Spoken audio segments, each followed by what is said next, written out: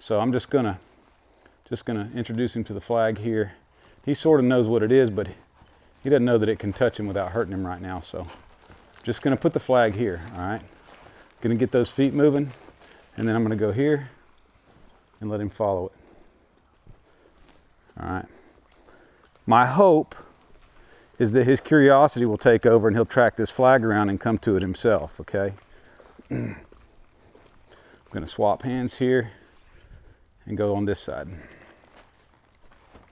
Get these feet to moving a little bit.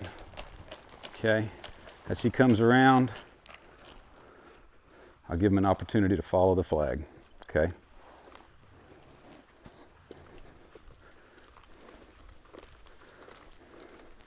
There, he's putting slack in my lead rope. That's all he's doing. So that's pretty good right there. That's a really good change. I'm gonna get out. Okay, I'm gonna go back, and then I'm just gonna shake it a little bit right here. That's pretty good. He got fractures to that, but he didn't move his feet, so I get out and come back over here and shake it just a little bit.